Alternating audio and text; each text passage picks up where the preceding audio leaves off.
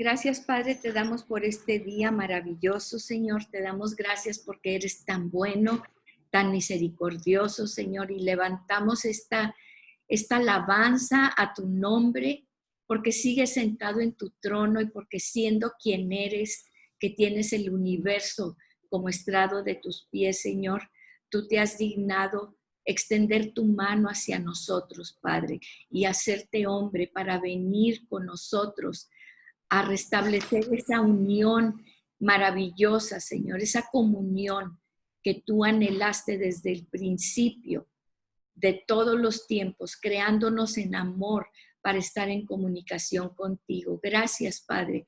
Gracias por tu presencia, por tu amor, Señor. Y ahora te pedimos que abras nuestra mente y nuestro corazón para que podamos escuchar tu voz en estos tiempos que tanto lo necesitamos, Señor. Hay tantas corrientes, hay tantas cosas que se dicen, pero hay una sola verdad, que eres tú, Jesús. Tú eres la verdad, tú eres el camino, tú eres la vida. En el nombre poderoso de Jesús. Amén y amén. Bueno, pues vamos a iniciar ahora con el capítulo 3 y 4 de Hechos, este maravilloso libro que nos está llevando en una carrera, en una saga tremenda de lo que es una vez que Jesús se ha ido, ¿verdad? Y que los discípulos se quedaron viendo y vienen los ángeles y les dicen, ¿qué están viendo a Jesús que se ha ido en las nubes? Así va a regresar, pero mientras regresa, ustedes tienen muchas cosas que hacer. Eso es lo que nos dice el Señor. Y eso es lo que queremos aprender. ¿Qué estamos haciendo? Sí, por eso se llama Hechos, Hechos, sí. Pero hay un evento muy importante que es el día de Pentecostés, en que Jesús les dice a Pedro, al que lo negó 3 veces, al que dijo, no, yo no conozco a Jesús, y empezó a hablar maldiciones para que vieran que pues él no era de los seguidores de Jesús. Así que cuidado cuando decimos maldiciones, ¿verdad? Porque me acuerdo de una anécdota, ¿verdad? De que iba una señora en un carro y traía el pescadito atrás, ¿verdad? Y entonces iba a toda velocidad y se le mete a una persona y empieza ahí a maldecirle y todo. Y entonces ve que un policía la viene persiguiendo y entonces le dice, la para y dice, pues, ¿qué hice? Yo no me he pasado ni un alto ni nada. A ver, enséñeme sus papeles. Le dice, aquí está, la camioneta es mía. Dijo, discúlpeme, señora, es que pues como venía usted echando maldiciones y rayándosela a todo mundo y vi el pescadito, yo dije, no, pues ha de ser alguien que se robó la camioneta, porque pues eso no es de un cristiano, ¿verdad? Así que pues que no nos confundan, chicas.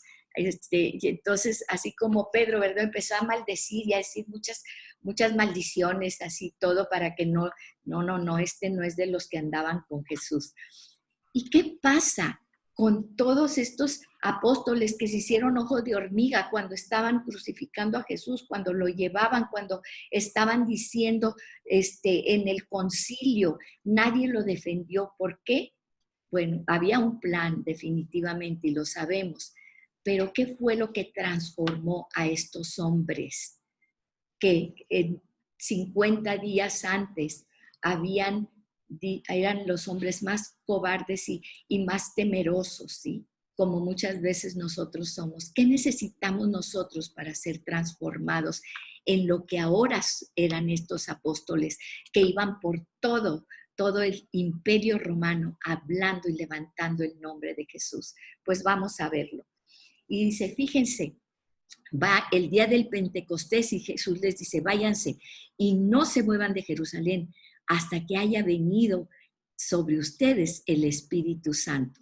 Y después vemos todo lo que sucede a través de todos los hechos de los apóstoles aquí en Hechos 3. Dice, cierto día, Pedro y Juan subían al templo a la hora 9. Recuerden que para los judíos el día empieza a las 6 de la tarde, ¿sí? Entonces, a las 6 de la mañana es la primera hora, de 6 a 7 más o menos, es la primera hora, ¿verdad?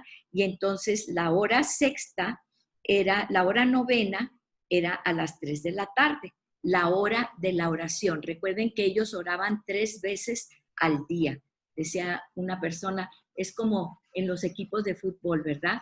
Se juntan todos al iniciar el partido y luego a mitad de partido, oye, ¿cómo vamos? Hay que hacer esto y hay que poner esto por acá y hay que tener la defensiva aquí, esto y lo otro. Y al final del día, una recapitulación. ¿Qué hicimos? ¿Cómo fue el juego?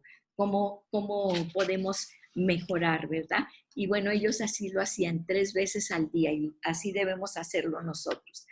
Dice en el versículo 2, y dice, y había un hombre cojo desde su nacimiento, al que llevaban y ponían diariamente a la puerta del templo llamada La Hermosa. Y tenemos al final, ¿verdad?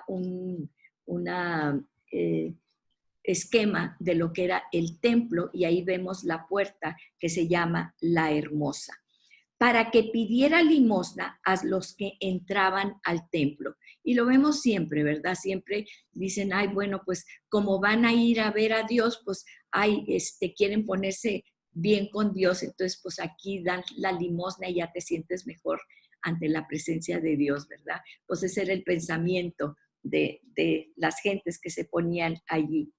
Y dice, y fíjense, era un cojo desde el nacimiento.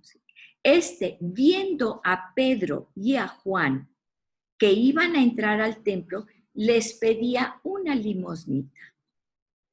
Entonces Pedro, junto con Juan, fijando su vista en él, o sea, tienes que verlo, tienes que ver la necesidad de esa persona, fijando su vista en él, le dijo, míranos, una orden, ¿sí? Dijo, míranos, conéctate con nosotros, ¿sí? ¿Y qué hizo esta persona? Él pudo haber dicho, ay, bueno, ¿para qué quieres? Nomás, ¿me vas a dar o no me vas a dar? Pues pásale y ya que venga el otro a ver si el otro me da. Obedece. Y entonces este hombre los ve fijamente, porque dice, él los miró como atentamente, los miró atentamente, obedeció eso, ¿sí? Esperando recibir algo de ellos. Pero Pedro le dijo, él esperaba recibir una limosnita, pero Pedro le dijo, no tengo plata ni oro, pero lo que tengo te doy.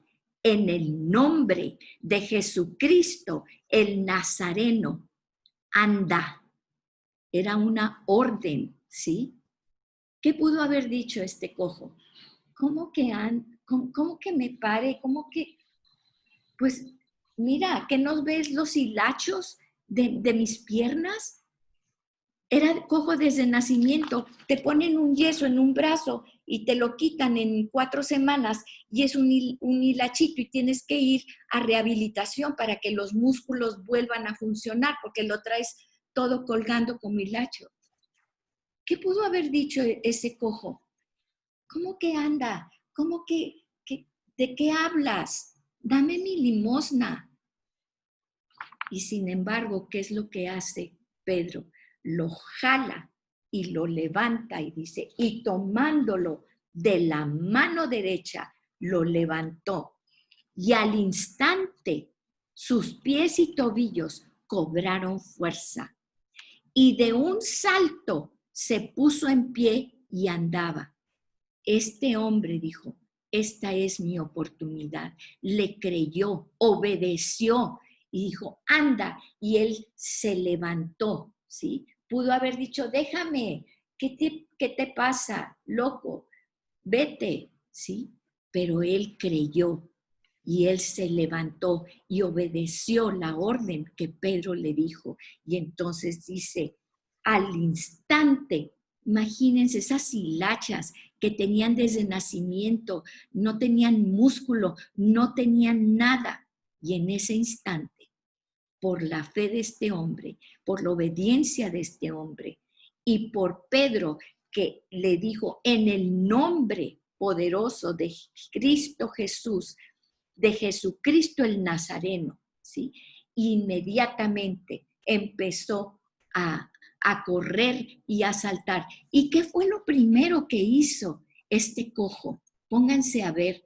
No fue a decirle a toda la gente, miren, miren, ya estoy, ya camino. ¿Qué fue lo que hizo? Acuérdense que en ese entonces no se permitía a los lisiados entrar al templo porque era la creencia de que era un castigo de Dios, que ese lisiado estaba allí. Imagínense. Entonces, ¿qué es lo primero que hace? Entrar al templo, alabar y darle gracias a Dios. No fue a mostrarles a todo mundo, miren, miren, miren, ya puedo caminar. Fue a caer de rodillas, a saltar, a brincar y agradecerle a Dios por este milagro, porque lo entendió, que no era Pedro y no era Juan, era Dios el que lo había sanado, ¿sí? Y entonces en el 9, todo el pueblo lo vio andar, ¿y qué? Andar y alabar a Dios. Eso era lo que él estaba haciendo. Y reconocieron que era el mismo que se sentaba a la puerta del templo, la hermosa. ¿No es este el que ahí está todos los días, 3 veces al día que vamos a orar, nos pide limosna y ahí está años y años y años, ¿sí? Y lo reconocieron y que era el que pedía limosna y se llenaron de asombro y admiración por lo que había sucedido. Estando el que era cojo aferrado a Pedro y a Juan, ¿sí?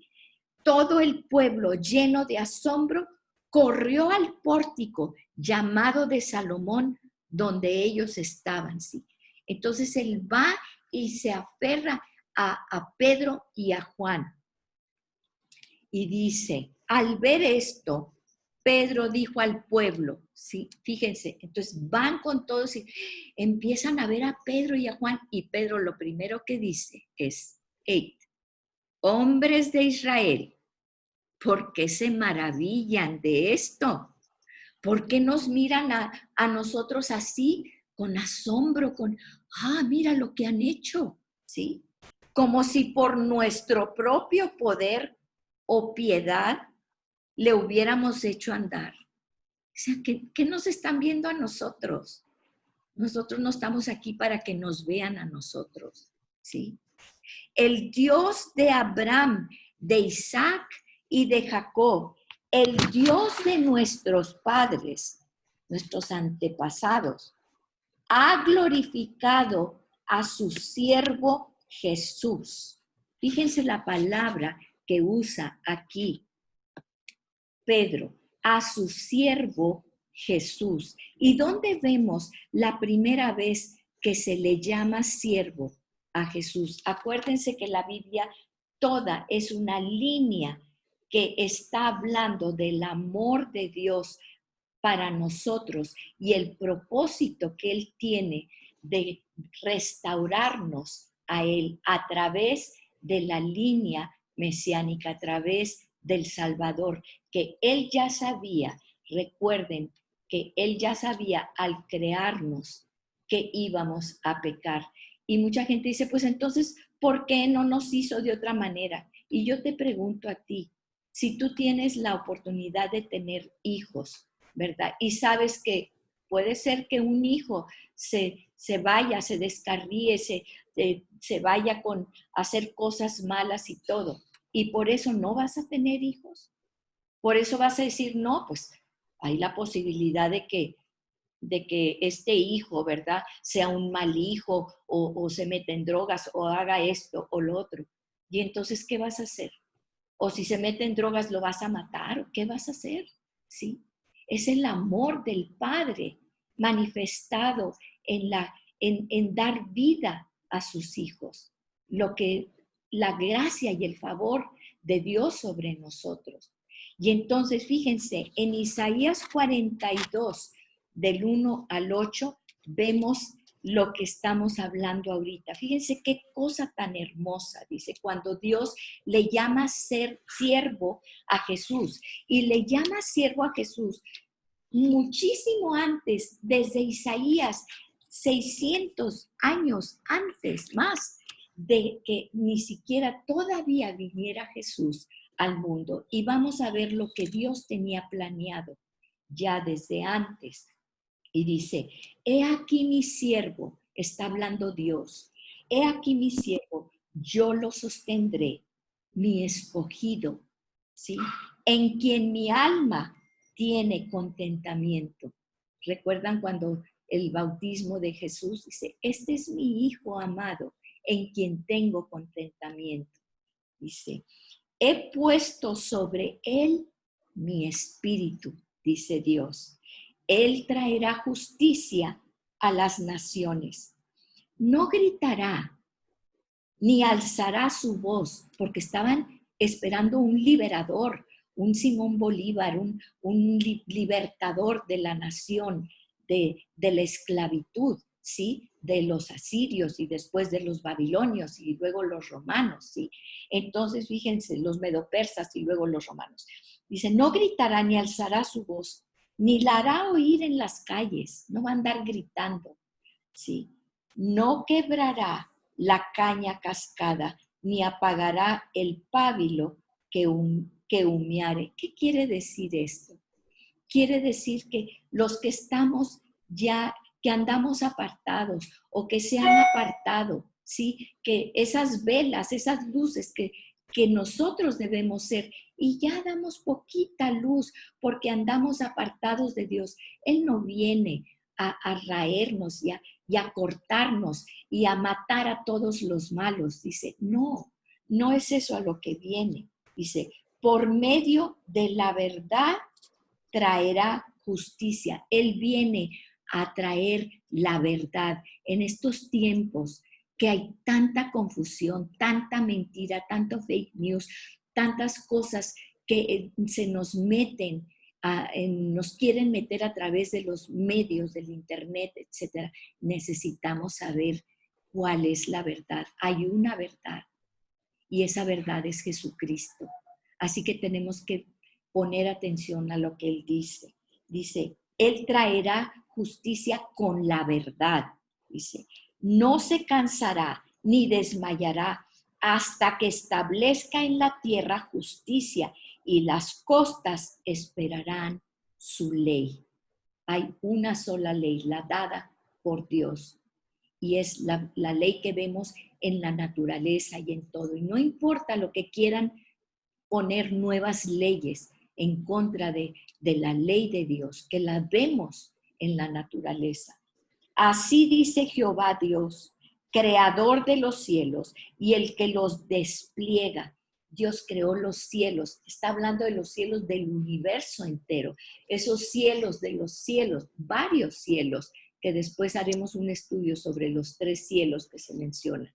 Dice, Él los despliega, el que extiende la tierra y sus productos, todo lo que nace de la tierra, es Dios el que lo hace, ¿sí? El que da aliento al pueblo que mora sobre ella y espíritu a los que por ella andan. Él es nuestro neuma, nuestro espíritu.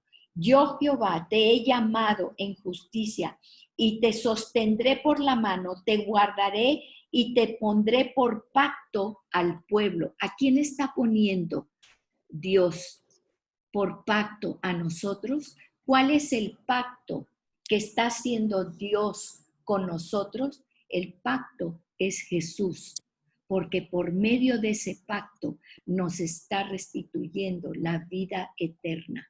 Tenemos que entrar en un pacto con Jesús para poder acceder a esa comunión que Dios preparó para nosotros desde un principio, poniéndonos en un paraíso para que volvamos a ese paraíso. ¿Sí? Dice, por luz de las naciones. ¿A quién puso por luz de las naciones? A Jesús. Y esa es la luz que después Jesús nos dice.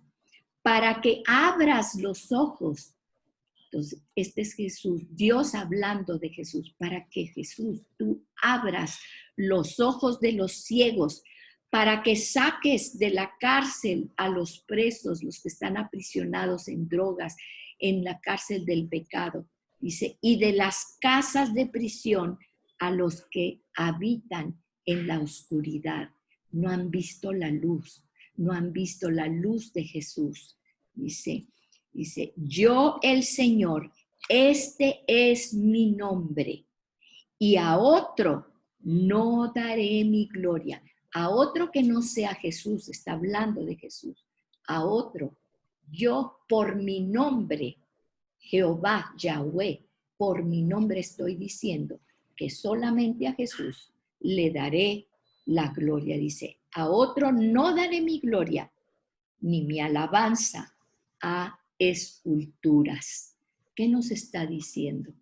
Quítense de todos sus ídolos, porque hay uno solo a quien yo le daré mi gloria y mi alabanza, que es a Jesús. Y aquí vemos cómo está diciendo, ¿sí?, que Dios, por medio de esta palabra, y hay muchas otras, hay muchas palabras de Isaías inclusive, donde Dios dice quién es Jesús, al que le da su gloria, al que glorifica, es a su Hijo Jesucristo, ¿sí? Pero nos vamos a seguir porque no hay tanto tiempo. Dice, ha glorificado a su siervo Jesús, al que ustedes entregaron y repudiaron en presencia de Pilato, cuando éste había resuelto poner a Jesús en libertad, ¿sí?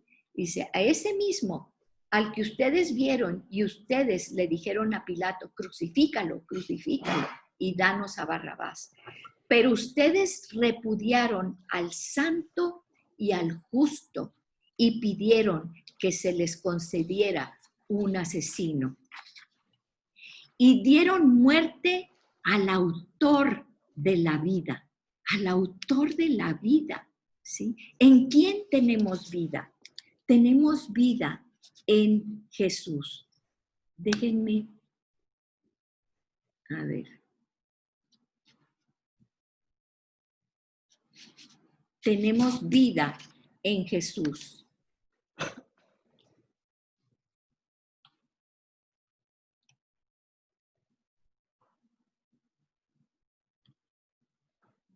Entonces, vemos aquí que, ¿me siguen viendo? ¿Me están viendo? Vemos una flor muy bonita. No. No, no te vemos. Ok, ahí va. Ya. Ya, Oye, listo. Amalia, sí te veías en una esquina, Amalia, se veían las dos pantallas, te veías tú en chiquita y se veía la pantalla grande que pusiste. Ok. Amalia, la lectura de Isaías, ¿cuál era? Disculpa. Es Isaías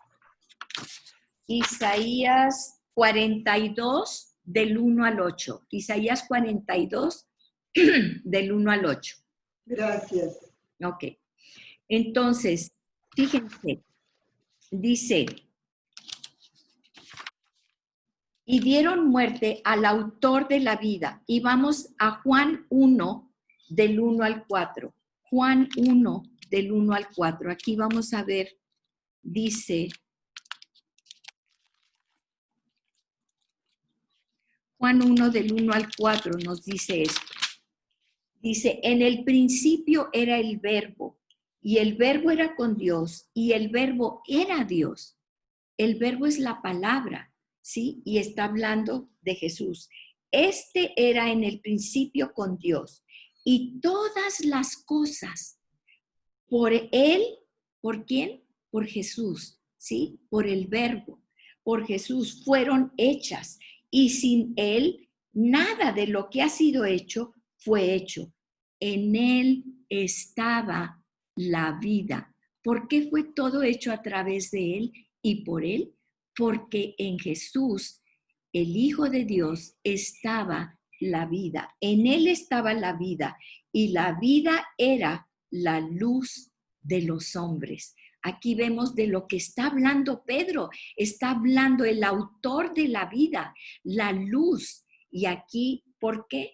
Porque esto ya estaba escrito. ¿Sí me explico? La luz en las tinieblas resplandece y las tinieblas no prevalecieron contra ella, o sea, contra la luz.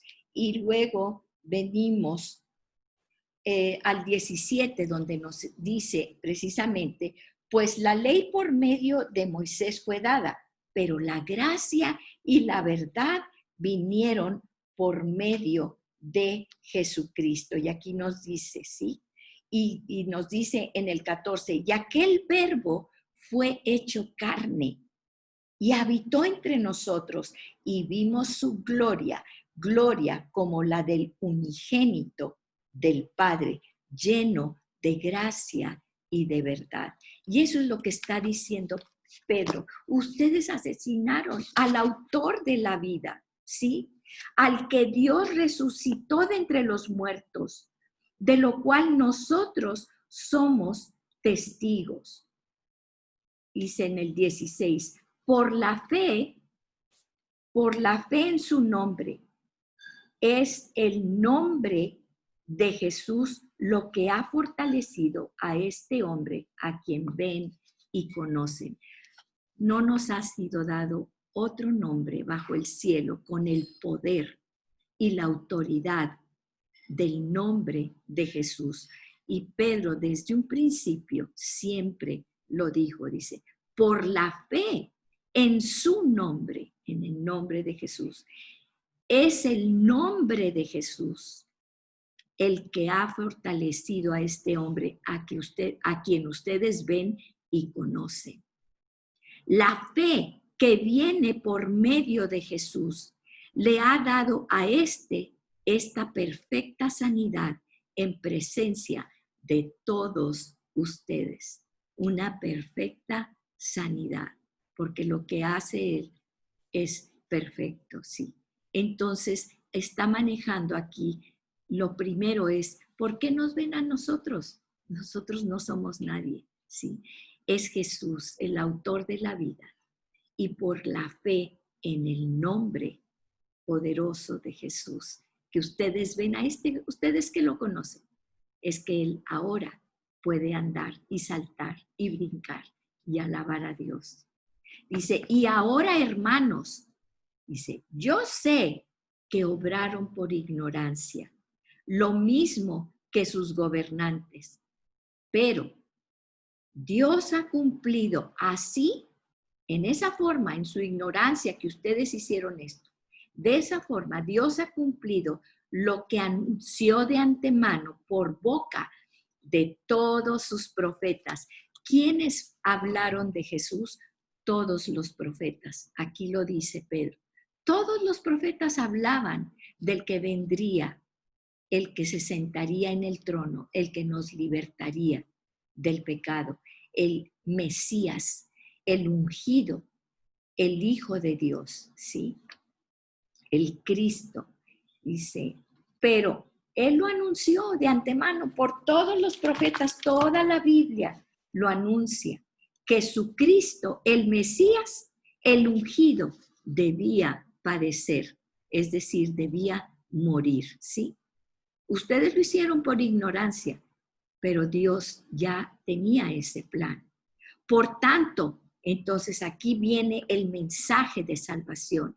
Dice, por tanto, Pedro no venía a decirles, a arrancarlos y a decirles, van a morir y por eso van a morir y están condenados. No, igual lo que acabamos de hablar de aquí en Isaías, ¿verdad? Que Dios lo mandó no para arrancar a los malos, no para matar a los malos, no para condenar, sino para traer salvación.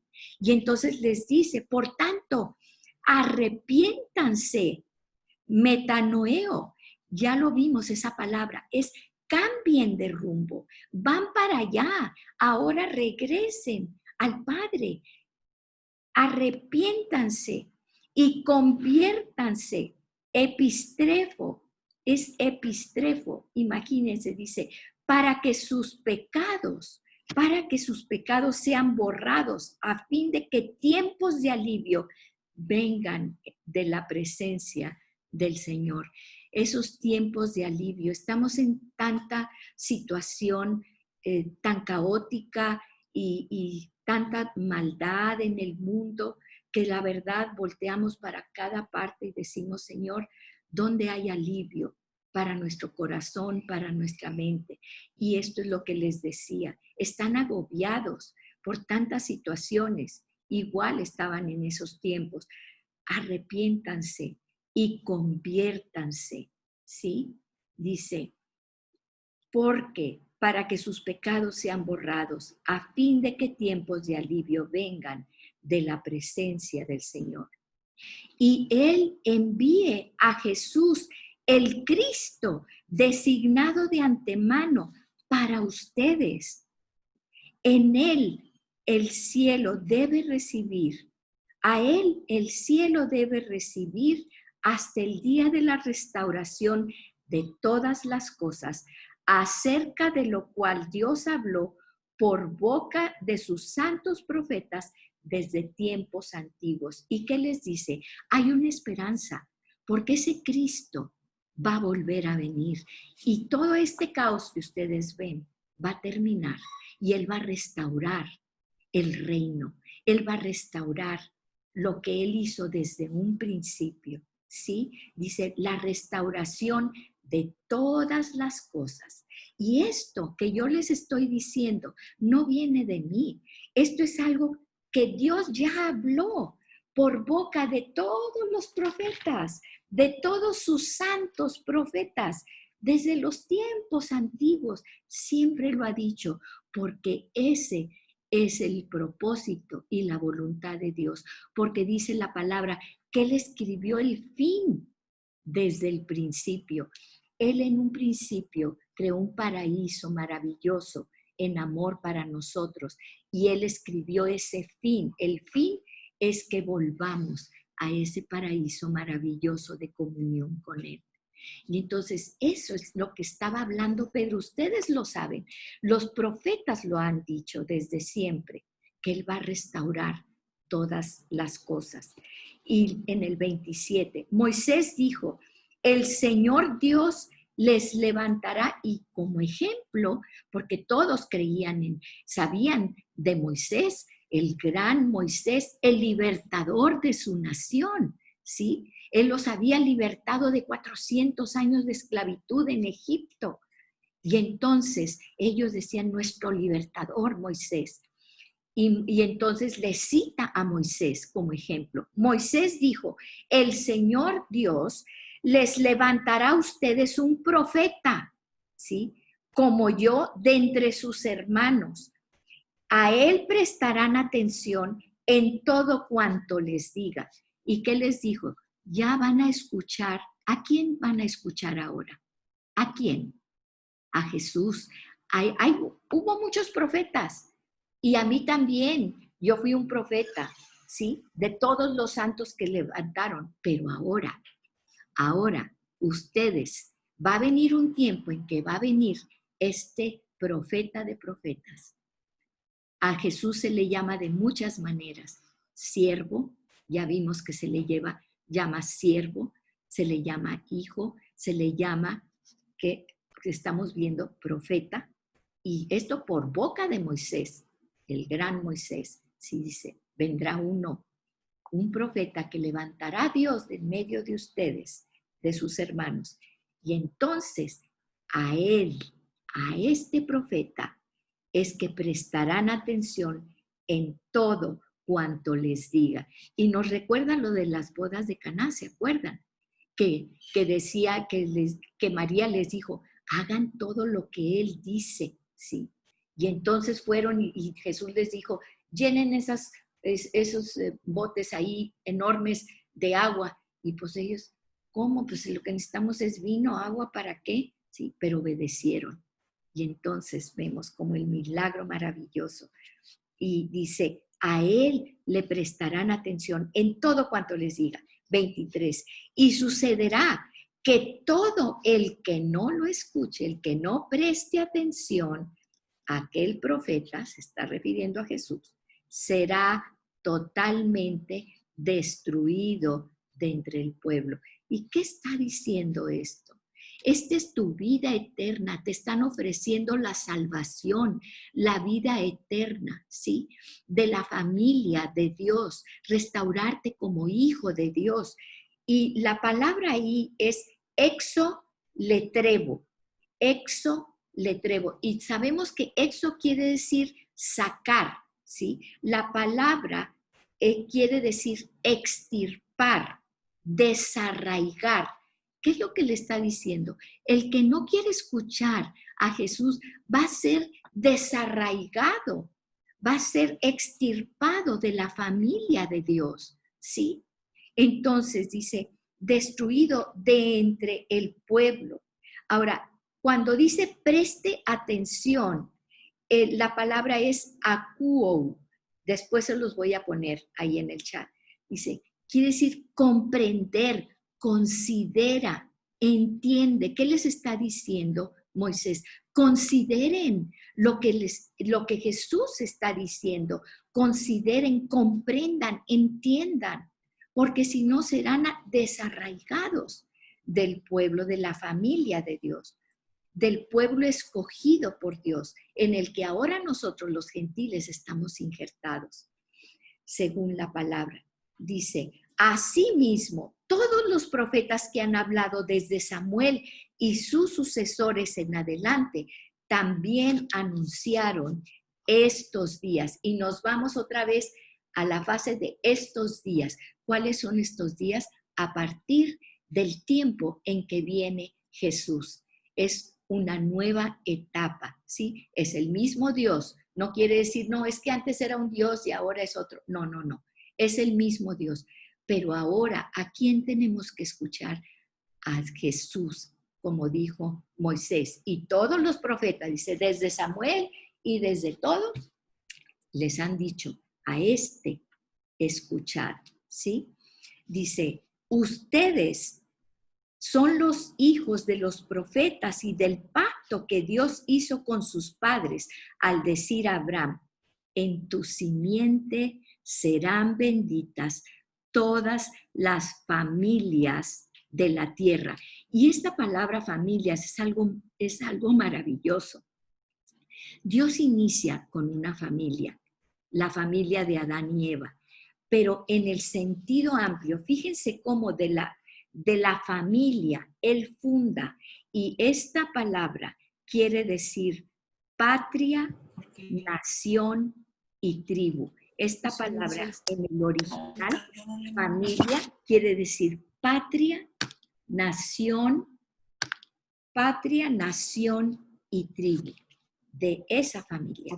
Por eso es tan importante las familias, porque de las familias Él forma las naciones, la patria y la tribu. 26. Para ustedes en primer plano, porque Jesús vino primero a los suyos. Por eso nos dice en la Gran Comisión, primero los de tu familia, primero en Jerusalén, luego en tu estado, Judea o tu nación, en Samaria, en otras naciones y hasta lo último de la tierra. Dice, a ustedes en primer lugar por ser el pueblo escogido de Dios, ¿sí? Habiendo resucitado a su siervo, ¿sí? Hijo, a su siervo, es decir, a Jesús. Lo ha enviado para que los bendiga. O sea, al siervo lo manda para que bendiga. Dice, para que los bendiga. Eulogeo. Eulogeo quiere decir hablar bien de. Y pensemos, ¿dónde está ahorita sentado Jesús? Está sentado a la diestra de Dios Padre. Y cuando viene Satanás y dice, mira lo que Amalia hizo, dijo una mentira, mintió, y mira, quiso darle una mordida al policía, y mira lo que hizo, mira sus pensamientos. Ahí está Jesús sentado a la diestra de Dios Padre. ¿Y qué está haciendo? Eulogeo, está hablando bien de nosotros. Dice, sí, pero mira, Amalia, yo ya pagué por todo eso. Amalia es tu hija está vestida de lino fino, ¿sí? Y dice, para que los bendiga a fin de apartar. ¿Y cuál es el propósito de esto? Es apartarnos, apartar a cada uno de ustedes de su maldad, de sus iniquidades, ¿sí? Él es el único que lo puede hacer, volvernos de nuestras iniquidades, de nuestra maldad. Y vamos a Hechos 4, y dice, mientras Pedro y Juan hablaban al pueblo, todo esto lo estaban diciendo al pueblo, ¿sí? Se les inmediatamente viene la oposición. Se les echaron encima, ¿quiénes? Los sacerdotes, el capitán de la guardia del templo y los saduceos. Fíjense, recuerden que ellos estaban dominados por los romanos, el pueblo romano, sí, el imperio romano los dominaba. Pero el imperio romano permitía que ellos tuvieran sus autoridades, su concilio. Y lo más importante es que tenían las autoridades sacerdotales. Era muy importante para ellos porque era una teocracia. Entonces, ellos tenían a los sacerdotes, el capitán de la guardia del templo y los saduceos. Ya sabemos que los saduceos eran los que no creían en la resurrección. Como Pedro estaba hablando de la resurrección de Jesús y que este era el Cristo que había resucitado, entonces se les echaron encima. Pero no nada más ellos, llamaron a la guardia del templo y al curri, a los más altos sacerdotes, ¿sí? Y les dijeron, miren lo que está diciendo Pedro. Y entonces, indignados porque enseñaban al pueblo y anunciaban en Jesús la resurrección de entre los muertos, ¿sí? Entonces decían, ¿cómo que Jesús resucitó? Claro que no. Y les echaron mano y los pusieron en la cárcel hasta el día siguiente, pues ya era en la tarde. Acuérdense que después de las 6, a las 6, ellos ya no podían hacer nada, ¿sí? Tenías que resguardarse en sus casas porque era el Shabbat. Entonces los meten a la cárcel y ahí los dejan. Pero muchos de los que habían oído el mensaje, la palabra, creyeron, llegando al número de los hombres como a 5,000. ¿Se acuerdan que el primero vez que Pedro habló habían sido 3,000? Pues ahora eran 5,000 gentes las que habían oído el mensaje. Y claro, vienen y los apresan y los meten a la cárcel. Sucedió al día siguiente, se reunieron en Jerusalén lo más alto, los gobernantes, los ancianos y los escribas. Aquí tenemos los gobernantes, ¿sí? Que era el clérigo, lo más alto del clérigo, ¿verdad? Los ancianos, que eran los que regían la ley, y los escribas. Estaban allí el sumo sacerdote, o sea, era el non plus ultra, era el máximo de los sacerdotes, ¿sí? Anás, Caifás, Juan y Alejandro y todos los que eran del linaje de los sumos sacerdotes. Estaba la crema innata de toda la cuestión de la iglesia eclesiástica, ¿sí? Poniendo a Pedro y a Juan en medio de ellos, les interrogaban. A ver, ¿con qué poder o autoridad y en qué nombre han hecho esto? Entonces Pedro, lleno del Espíritu Santo, les dijo, el mismo que había negado antes, no, yo no sé, yo no conozco a Jesús. Ese mismo se presentó ante los mismos que habían mandado matar a Jesús, y Pedro se levanta en medio de ellos y les dice, gobernantes y ancianos del pueblo de Israel, si se nos está interrogando hoy por causa del beneficio hecho a un hombre enfermo, ¿de qué manera éste ha sido sanado? Sepan todos ustedes y todo el pueblo de Israel que en el nombre de Jesucristo el Nazareno, y para que sepan quién es el Nazareno, ¿sí? No lo confundan con otro. Dice, a quien ustedes crucificaron y a quien Dios resucitó de entre los muertos, por él este hombre se halla aquí sano delante de ustedes. Imagínense, tenían ahí al hombre aferrado a ellos que no lo soltaba por nada, ¿verdad? Lo ven brincando y saltando. Todos ustedes lo conocen. Pues en el nombre de Jesucristo, el Nazareno, y por el poder que Dios le dio, por eso está sano.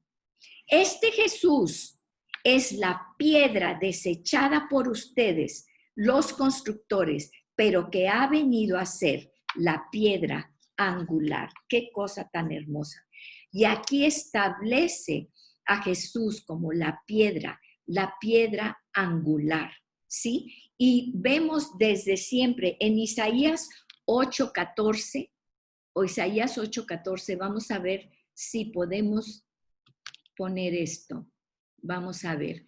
Aquí dice en Isaías 8:14, ven la diapositiva, ¿verdad?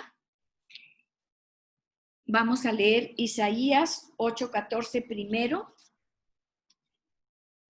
Bueno, vamos a Isaías 28:16, aquí lo tienen. Por tanto, así dice el Señor Dios, he aquí, pongo por fundamento en Sión una piedra probada, preciosa. Hay muchos versículos donde Dios habla acerca de la piedra angular, de la piedra preciosa, y lo cita muchas veces, ¿sí?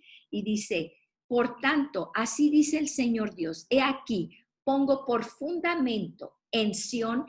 ¿Quién es Sión? Sión en un principio era un lugar físico donde Dios dijo, yo aquí en Sión, en el Monte Santo, en donde originalmente es la ciudad de David, aquí pongo mi nombre. Y después, a través del tiempo, cuando Dios dice, yo pongo mi nombre, ¿en dónde? En nosotros. Ahora nosotros portamos su nombre.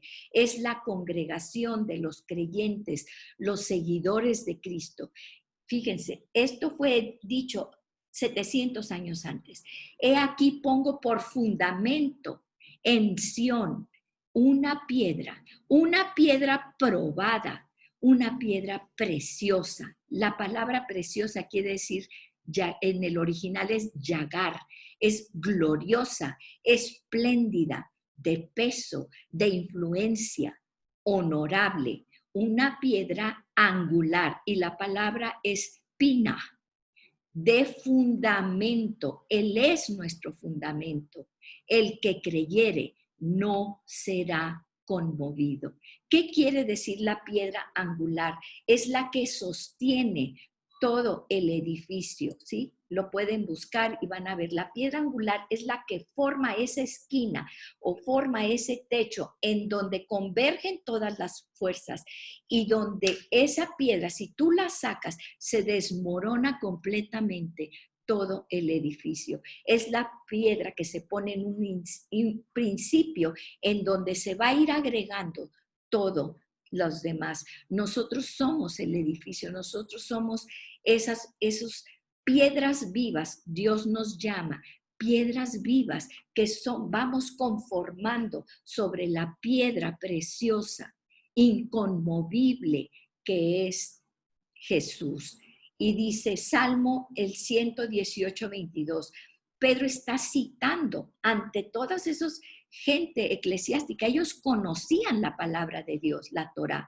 Y él cita Salmo 118:22. Dice, la piedra que desecharon los edificadores ha venido a ser la piedra del ángulo. Ese Jesús que ustedes mataron ahora es la piedra del ángulo de todo lo que es el cristianismo. Y dice Primera de Pedro 2:7. Inclusive aquí estamos viendo cómo Pedro mismo vuelve a citar esto. Dice, para ustedes los que creen, estamos hablando del apóstol Pedro, en Primera de Pedro 2:7, él dice, para ustedes los que creen, Él es precioso, pero para los que no creen, la piedra que los edificadores desecharon ha venido a ser la cabeza del ángulo. Y por eso dice, fíjense que muchos tropezarán, será piedra de tropiezo con ello, de la piedra angular.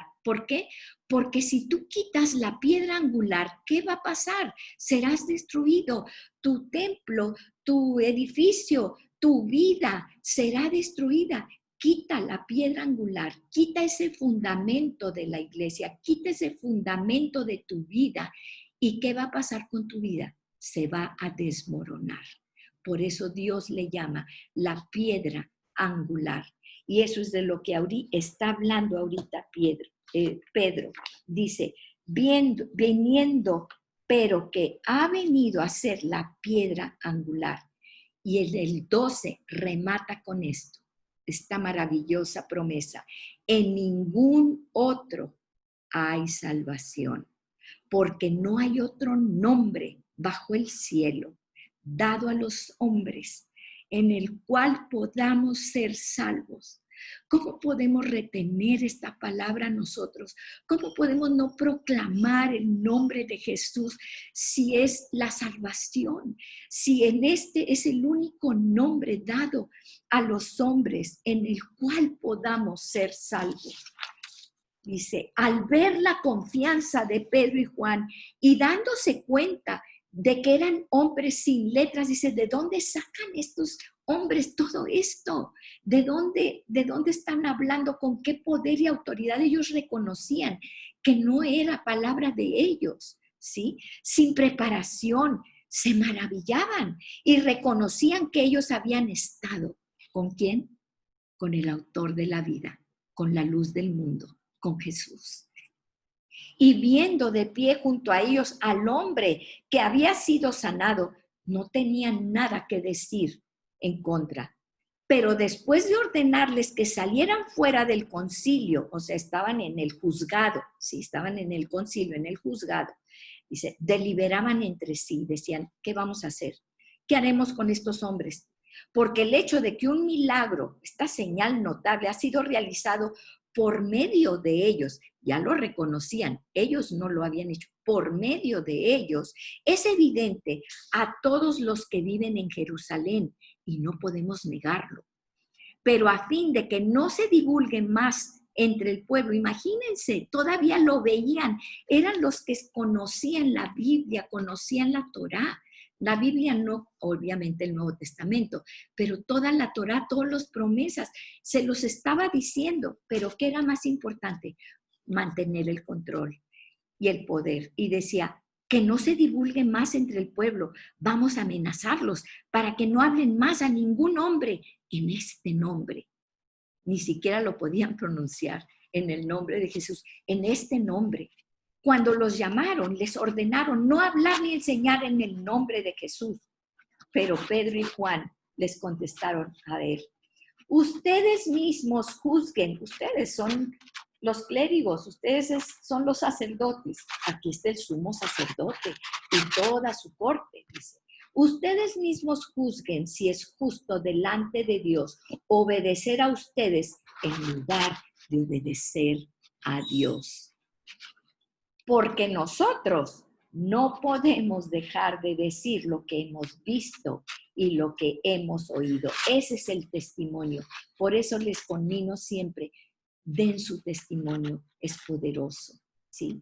Porque si no, para eso Dios te está dando y te está haciendo los milagros. Ese hombre, para que fuera testimonio para todos los demás. Y después de amenazarlos otra vez, los dejaron ir, no hallando la manera de castigarlos por causa del pueblo, porque todos glorificaban ¿a quién? A Dios por lo que había acontecido, porque el hombre en quien se había realizado este milagro de sanidad tenía más de 40 años. Ustedes pueden imaginarse esos hilitos, esos chorritos que tenía de pies y desde el nacimiento jamás se había desarrollado. Ni un músculo, ni un hueso, ni nada. ¿No era eso un milagro portentoso? ¿Para qué creen ustedes que Dios le dio esas piernas y que brincara y que saltara? Aquí lo dice, porque bailaba y saltaba y glorificando a Dios. Sí, dice, tenía más de 40 años. Entonces, todos habían pasado para ir al templo, todos los conocían, cuando menos los que tenían 40 años en adelante. Cuando quedaron en libertad, fueron a los suyos y les contaron todo lo que los principales sacerdotes y los ancianos les habían dicho. ¡Qué dureza de corazón!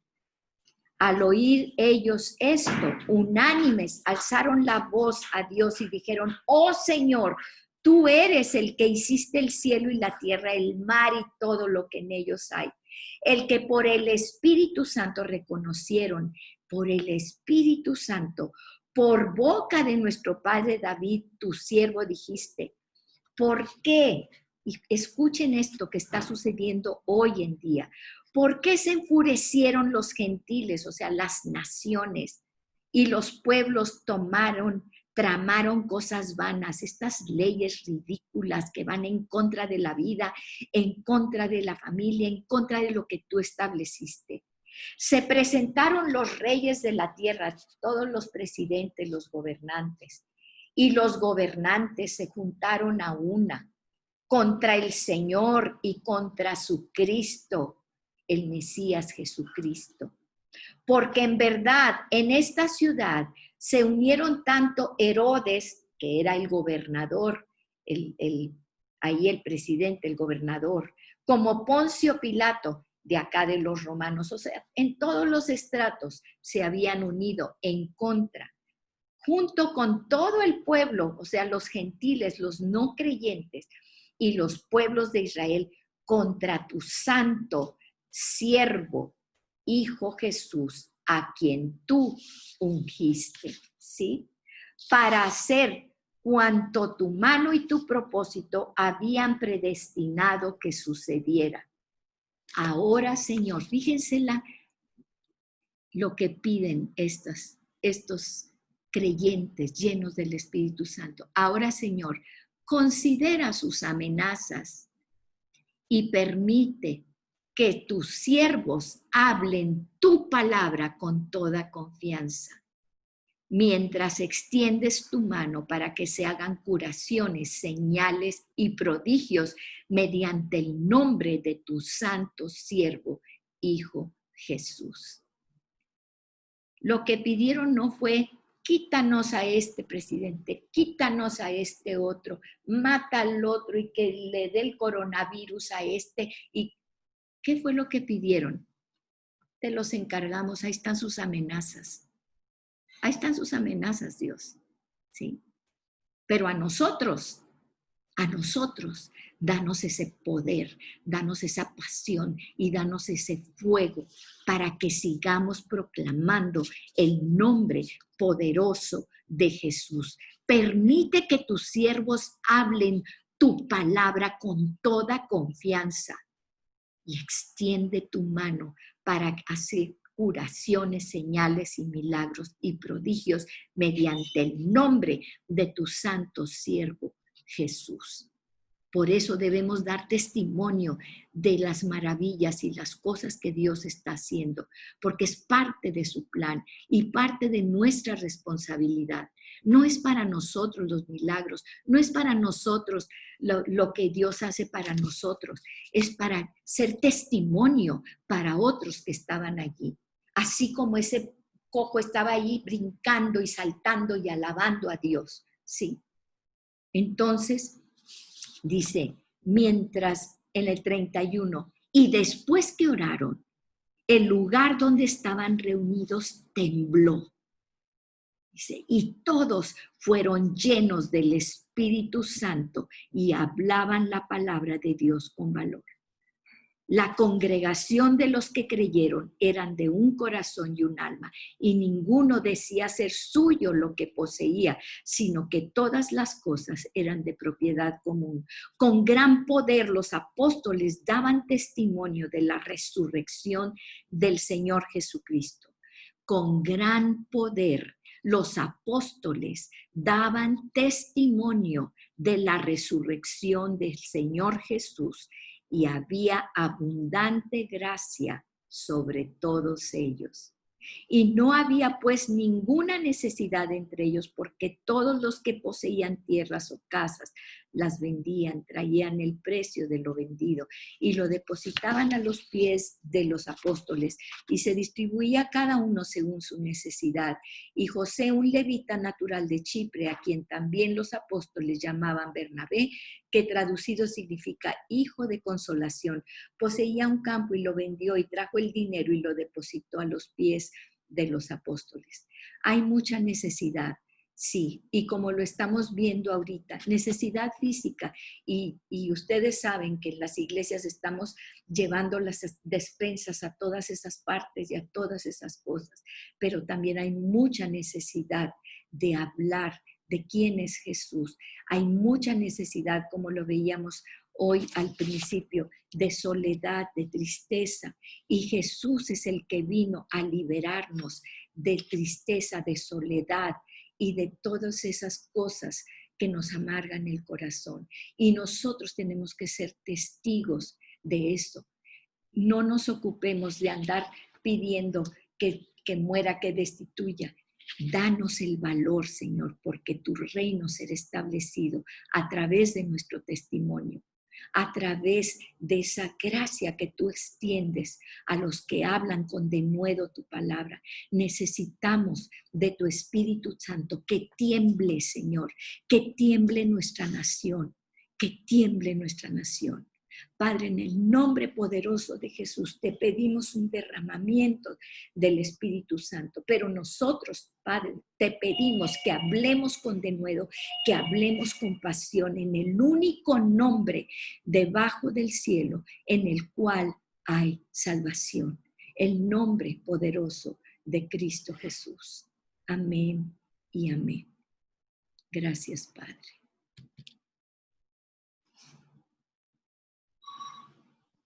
Gracias, Señor.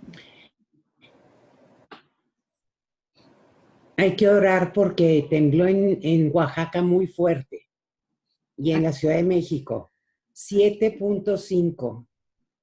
Así es. ¿Tembló?